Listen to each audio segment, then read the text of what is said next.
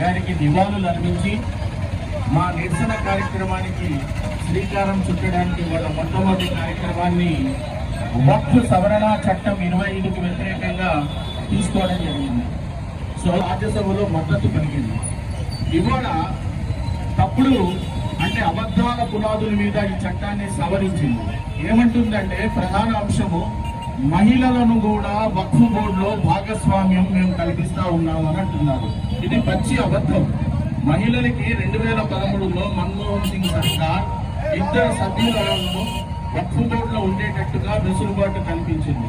ఇవాళ కేంద్ర ప్రభుత్వం అది తప్పుడు ప్రచారం చేసి మేము సవరించామని అంటా ఉన్నారు. ఇవాళ ఈ చట్టాన్ని ఎందుకు వ్యతిరేకిస్తా ఉన్నాము అంటే మొట్టమొదటిగా ఎవరి మత ప్రాతిపదికన ఉన్నటువంటి ఆ అల్లాకి సంబంధించినటువంటి ఈ మాన్యాలు ఏదైతే ఉన్నాయో ఆ మత సంస్థకి సంబంధించిన వాళ్ళు మాత్రమే నిర్వహించుకోవాలి. అట్టి వాటికి సంబంధించి ఇవాళ ముస్లిమేతరులను కూడా అందులో సభ్యులుగా చేర్చడానికి వాళ్ళు సవరణ చేశారు. దాన్ని మేము పూర్తిగా వ్యతిరేకిస్తా ఉన్నాం.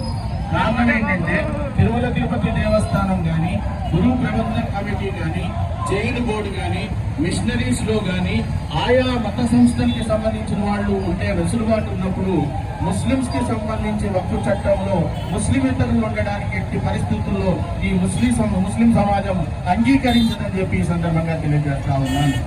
అదేవిధంగా ఎవాక్యూ ప్రాపర్టీస్